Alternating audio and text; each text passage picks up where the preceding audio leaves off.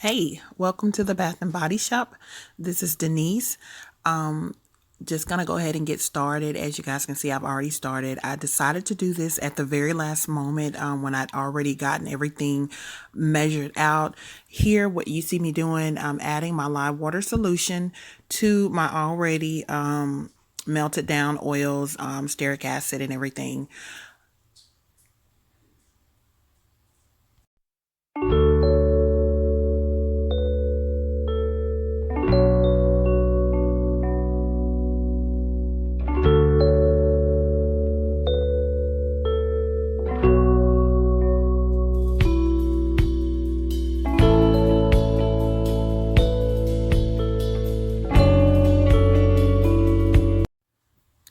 This video is also not in real time. I did cut out a lot because I'm very new to making videos and also trying to do the voiceover and all that. So I'm just blending it here until I reach a fairly thick trace. And once I reach that thick trace, then I'm going to cover it up and allow it to just cook. And I think I let it cook for about 30 to 40 minutes until I reach gel phase.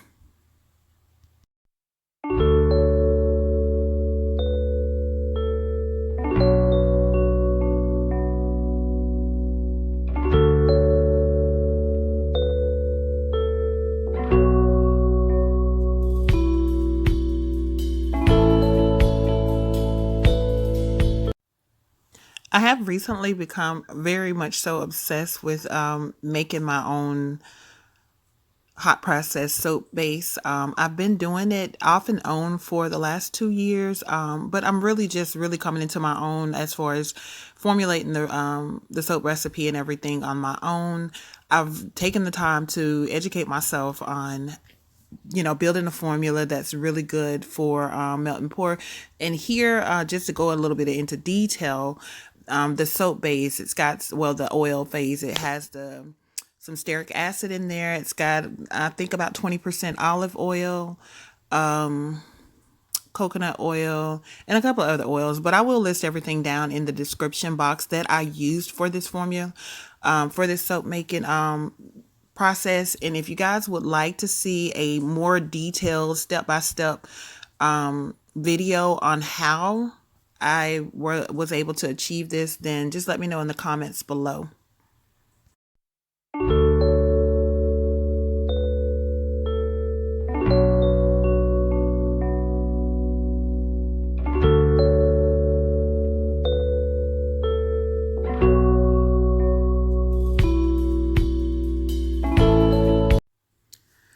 Okay, so I've reached full gel phase, and of course I let it cook a few minutes over the time. I always do that just to be certain, and I also do the test where I add a little bit in the soap into some water to see how it dissolves. So here you can see that I've already started adding the solvents.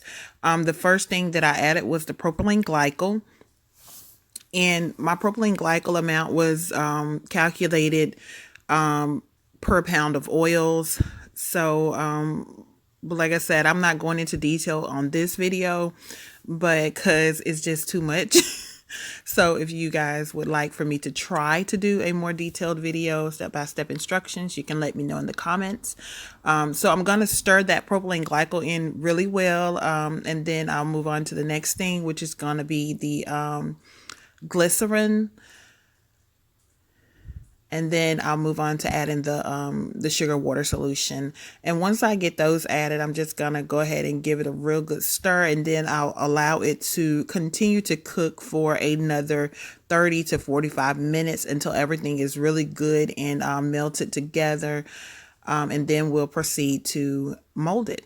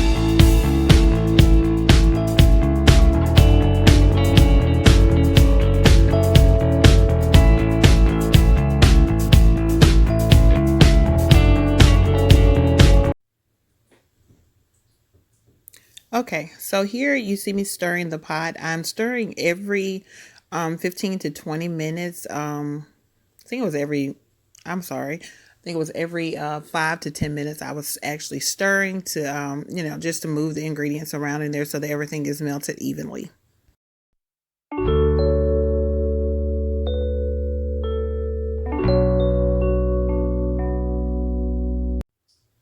This is what it's looking like about 45 minutes into the cook. And I decided to give it a few more minutes because I still had some pieces left on the top that had not been dissolved yet. So I let it sit a little bit longer in the heat and just turned off the crock pot.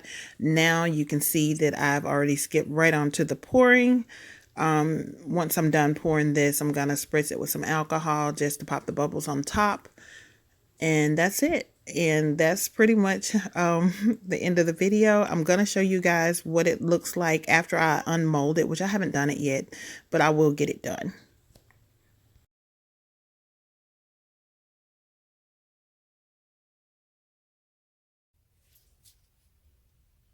Hey everybody. So here we are 4 days later.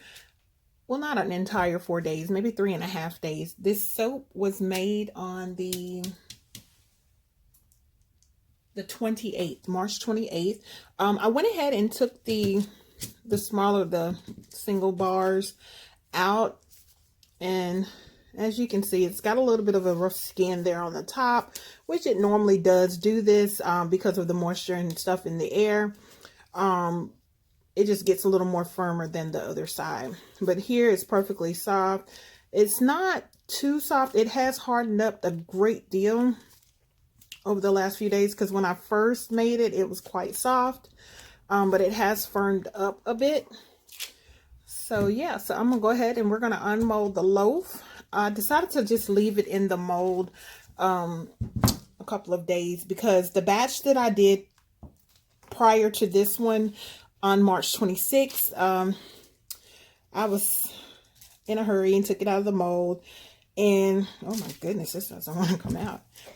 And it was not firm enough to really be trying to take it out the mold. But I did it anyway because I was being impatient. Oh my goodness. Y'all see I'm struggling, right? Okay, we're going to try it like this.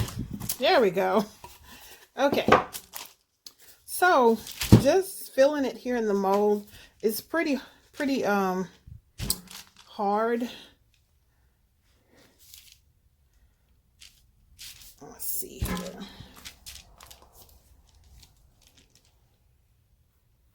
There we go. And for those of you that may wonder, this little line here, if you can see it, I usually just trim it off.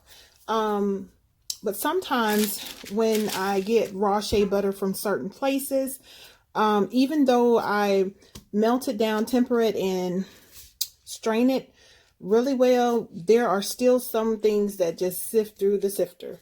So I don't usually purchase shea butter from that particular supplier, but yeah, I was out of options and I did, so yeah.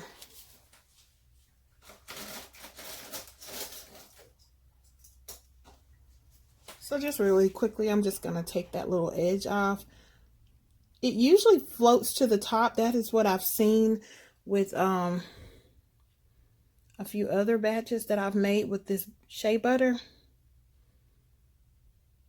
But once I use it up, I'm not going to be ordering it again from that particular company because, like I said, I can't seem to get all the sediment out of the shea butter.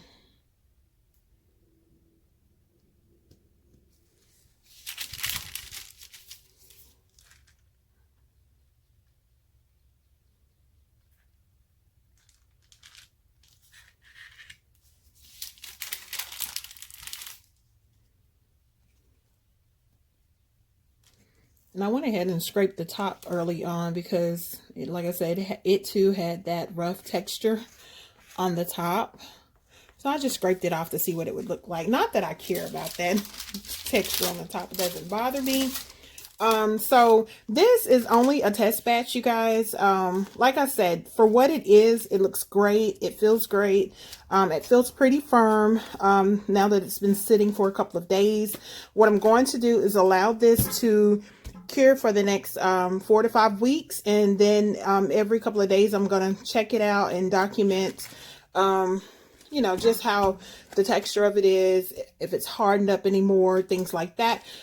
Because if you caught the part earlier in the video, I think I talked about working on formulations for olive oil melt and pour. So I'm going to show you real quick, just because I have it right here on hand, the very first batch of I don't usually make melt and pour soap with olive oil, but I wanted to try my hand at it just to see if I could find something that I like, the combination of oils that I like with the olive oil.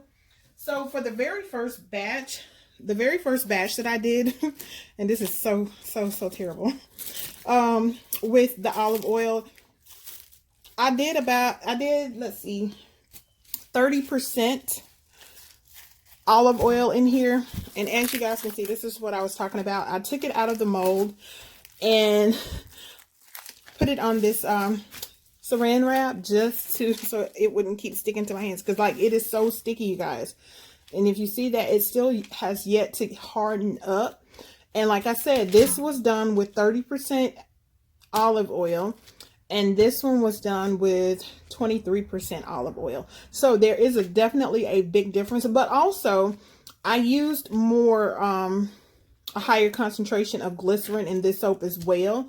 So, and you know, as you increase the solvents, then it can lead to sticky soap, you know, soft soap, stuff like that. Then combined with the 30% olive oil, I'm sure that did not help. So that is it, you guys. I appreciate you watching the video.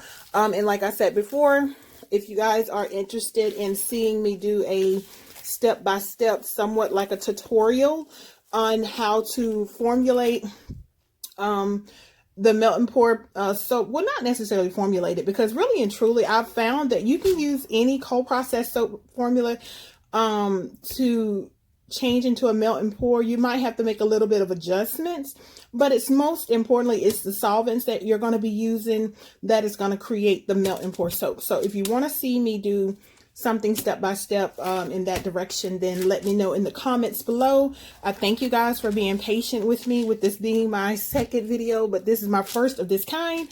So yeah, let me know how you feel about the video. Have a great day. Bye.